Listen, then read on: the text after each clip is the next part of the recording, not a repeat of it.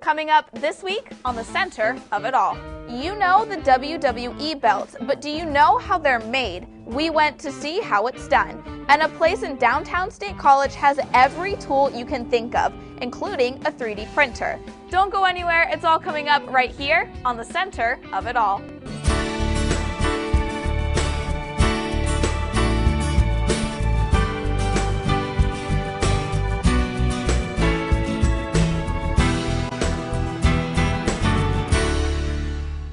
Good morning, thanks for joining me on the Center of It All. A local belt maker shares his journey with us and how he started making belts for World Wrestling Entertainment. John Stroh has the story.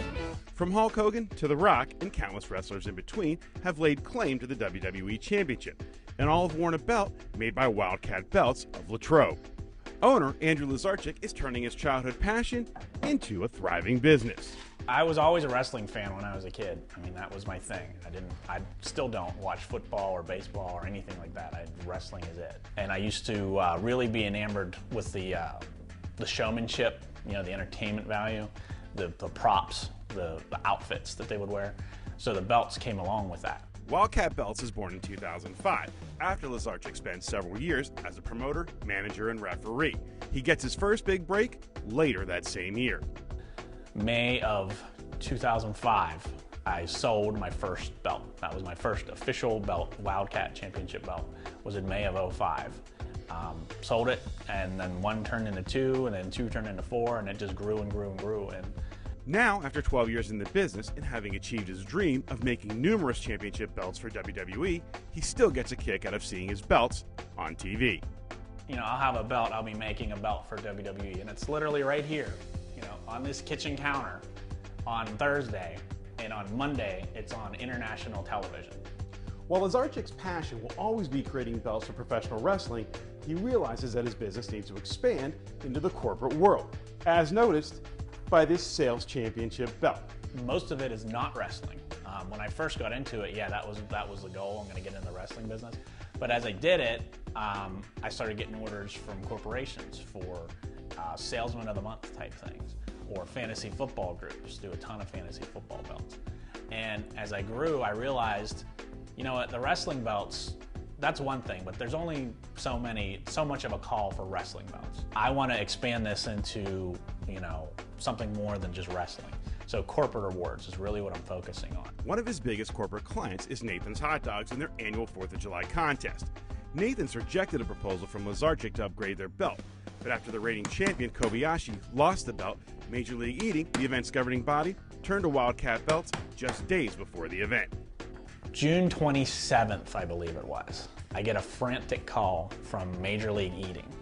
The gentleman, Kobayashi, lost the belt in Japan. We need a new belt, and we need it in a week. This is one of those situations where it's like, okay, I can do it, and then I hang up, and I'm like, oh crap, how am I gonna do this? I get on the phone with my engraver, I start talking to him, I'm like, hey, look, here's the deal, this is a big deal, we're gonna get a lot of business from this, what can we do? We figured it out. You know, I worked on the leather while he was doing that, got the jewels, and sure enough, I got it all done, got it shipped out July 3rd by 10 a.m. Wildcat Belts has a belt for practically any budget. Prices range from $375 to $3,500, and Lazarchik takes us through the production process. I'll do the artwork on the computer. That's where my design background comes in. Send it off to the client. So then once it approves, I send that off to a metal engraver. They take care of doing all the metal work.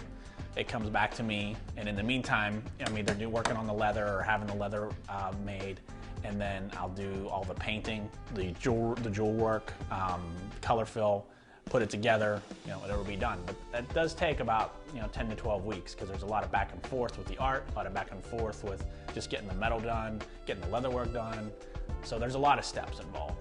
Lazarchik is proof that you can make your dreams a reality, and every Wildcat belt is a work of art and a labor of love.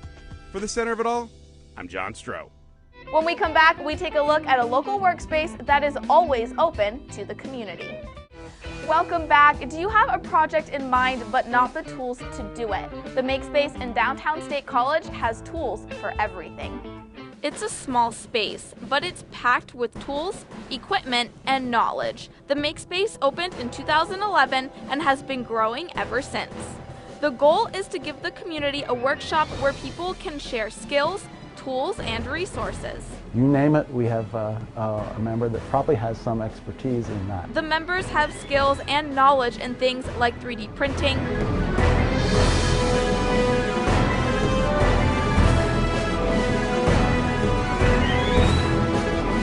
woodworking, and metal fabrication, and they're willing to teach these skills to anybody who want to come and learn. People to learn new skills. If they want to learn about 3D printing or Internet of Things, it's a great place to come in and take some of our courses on learning to solder or learning about electronics. There's lots of opportunities. And these opportunities are available because of donations. A lot of the equipment and tools found at the Makespace are donated from members or people in the community. But you don't have to take a course when you come in or even take anything they offer. You can just come in with your own ideas, your own projects, and just use the space and tools. Resource for all our members in the community to stop in and borrow tools. If you have an apartment or a place that just doesn't have enough space for any tools, we want people to come down here and be able to still share their skills, make projects, make interesting things. Which can be done at their reoccurring open house every Wednesday at 6 p.m.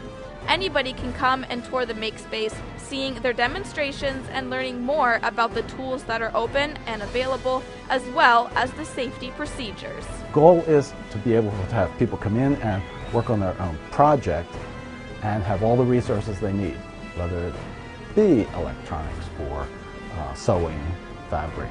We have all sorts of resources available. It's a perfect time to just sit around and share your projects. We like people to come in and just tell us what you're doing and what your interests are. If you have any equipment lying around your house that you would like to donate, visit themakespace.io for more information. When we come back, Mel gets us in the mood for a little Italian food. Welcome back to the center of it all. From frozen to takeout, we've all eaten pizza. But this week, Mel has a recipe that will raise your expectations.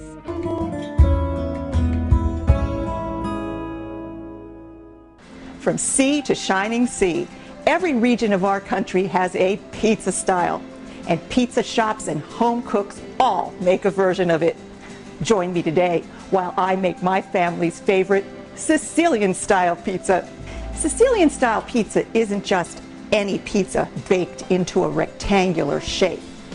It's perhaps best described as a little bready and like a focaccia. Sicilian-style pizza is never sauced. It doesn't have thick layers of ooey-gooey cheese or heavy toppings. When you think about Sicilian-style pizza, think moderation. Thin layers of sauce and cheese with lightly sprinkled toppings. So in the bread pan of my bread machine, I'm going to start by adding 2 tablespoons of olive oil. A cup and a half of warm water.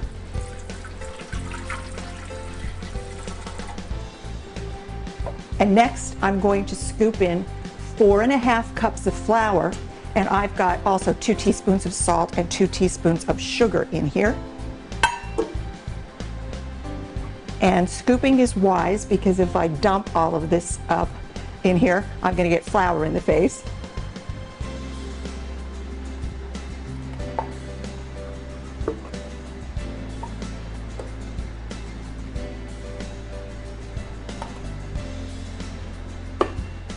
That'll all come down all at once now. There we go.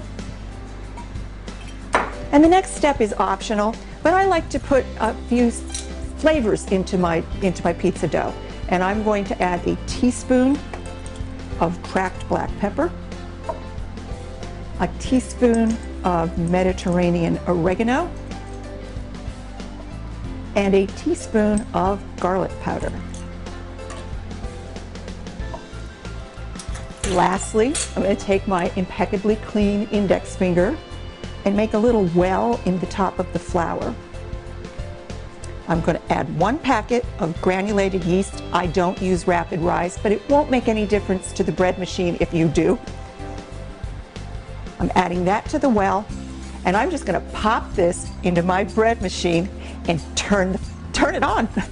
Let's talk toppings. My family likes mozzarella and provolone cheese on their pizza, and while I like grated cheese, I don't use it on Sicilian-style pie. There's more. Most folks purchase store-bought sauce. While I won't call the food police, I prefer my own. I make it and freeze it. Similar to marinara sauce, it's not too sweet and full of good stuff like fresh tomatoes, garlic, onions, fresh basil, and red pepper flakes for some heat. Lastly, all it needs is a sprinkling of Parmesan, oregano, and we're ready to go in the oven. My dough is out of the bread machine, and my recipe, as measured, gives me 2 pounds of pizza dough, which is enough for 2 pizzas. And I've oiled 2 rectangular baking pans, and with well-oiled fingertips, I'm going to just begin, one at a time, patting and pressing this into the corners of the pan to form a nice, even crust across the bottom with pretty sides around the sides. And I don't ever try to force it. Sometimes I actually stop for 30, 60 seconds and give it a chance to relax itself a little bit. That's key. Pizza dough is, by the way, never rolled. It's always either twirled up in the air or patted and pressed into a pan. In real time, that took me about 4 or 5 minutes to pat and press that dough out, as well as the second pizza. And I'm going to start layering my cheeses, and I like to put the provolone on the bottom. And I'm just going to gently pat and press that into the corners. Sicilian style, what did I say? Think thin layers of sauce and cheese. This guarantees thin layers of sauce and cheese.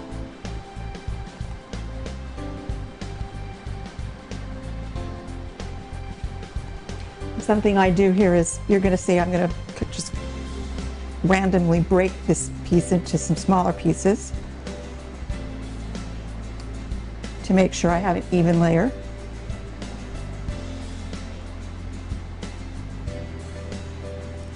I'll do that again.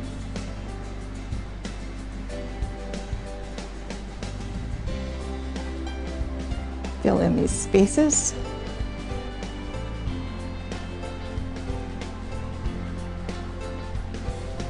I'm going to use that second half of cheese to do the same thing over here.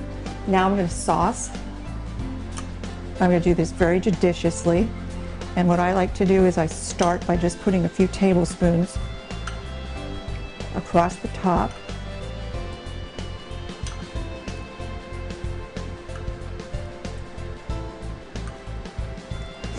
And then I work my sauce into the corners of the pie so that I don't kind of get it all dribbled on the sides of the crust.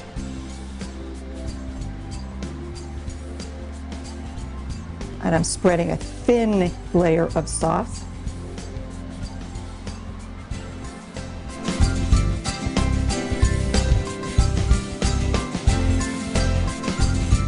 Doesn't that look wonderful with those pieces of basil and onions and garlic? As you can see, a little bit of sauce really does go a long way. Now I'm going to layer my mozzarella on top. Mozzarella's square, so this kind of works out great.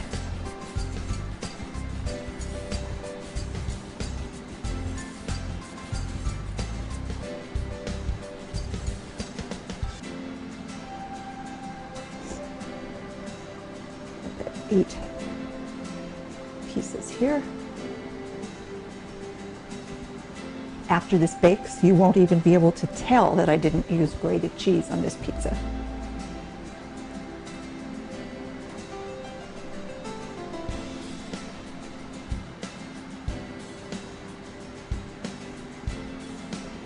Now right now what you have is a pie that's got it's a foil or a blank canvas for a sprinkling of cooked sausage, mushrooms, onions, but just a sprinkling. I'm going to leave it blank today, leave it to your imagination. And if I had topped it, or if I don't top it, a little sprinkling of Parmesan to finish it off.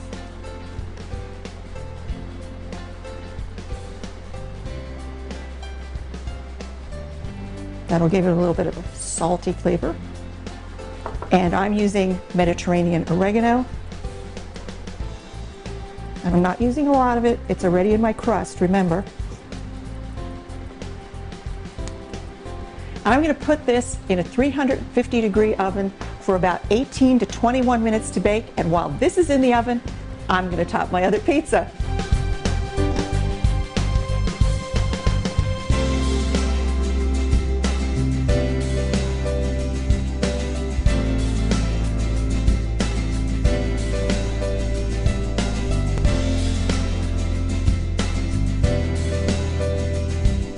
When the moon hits your eye like a big pizza pie,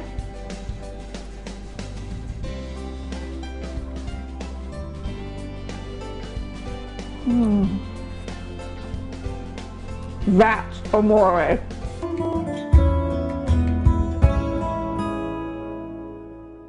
Even just eating it plain, the sauce and crust was packed with so many delicious spices. When we come back, we head into the craft room and introduce you to a friendly beagle for a pet of the show. Welcome back to the center of it all. So the beginning of February is all about love and Valentine's Day, and that's the craft we're going to do today. So you can see I've done 2 of them already. We're gonna do the 3rd one. The whole thing is gonna say love never fails. So all you're going to need for this craft is 3 mason jars, some red ribbon, tweezers to put the letters onto the jar, and then I just got a sheet of these letters from Walmart. Everything I got was from Walmart, and some tape, a lighter, some tea light candles, which you already have from previous crafts that you've done. So let's get started. So first you're just gonna take your ribbon. I already got mine and cut it, but you're just gonna do a decent amount because you wanna get it long enough to wrap around the jar and add the bow. And then I cut mine in half because the ribbon I got was a little bit too thick. You can just get a thin ribbon if you want, or you can just get it and cut it in half like I did. So what you're going to do, I'm gonna put the letters on the side that doesn't have the embellishment on the jar so that these letters go on a little smoother. So you're just gonna wrap your ribbon around the top.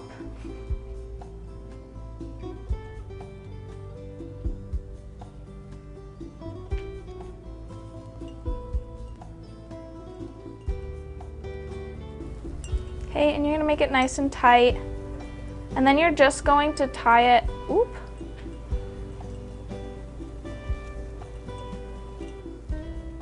You can even hot glue the ribbon to the rim of the jar if you want it to stay.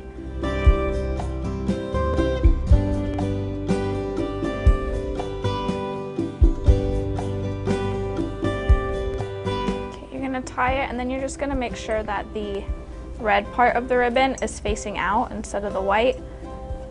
And then just kind of adjust your bow how you want it.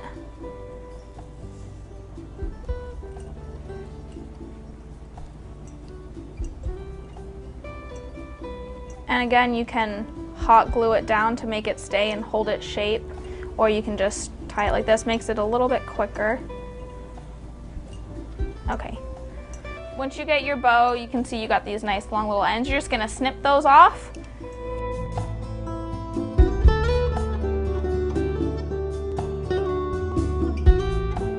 Okay, and then you're just gonna get something like this. You can see I already put the tea light candle inside the jar because I'm going to light it right now.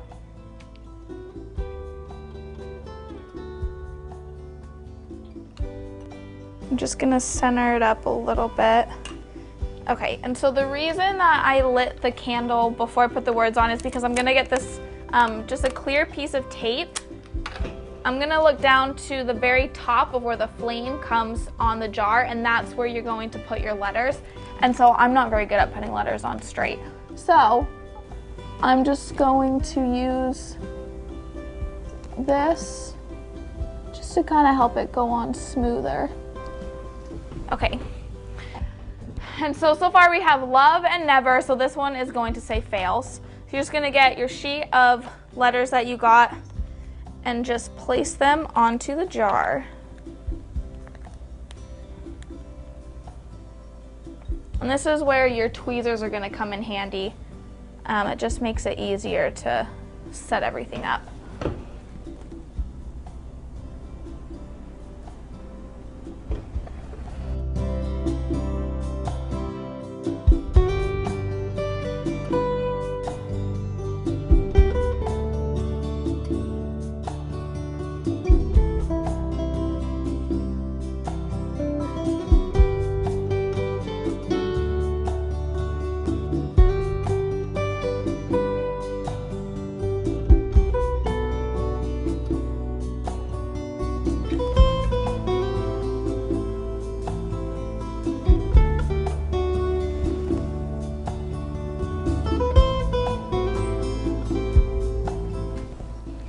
And so then once you have all your letters on, you're just gonna take that clear piece of tape off.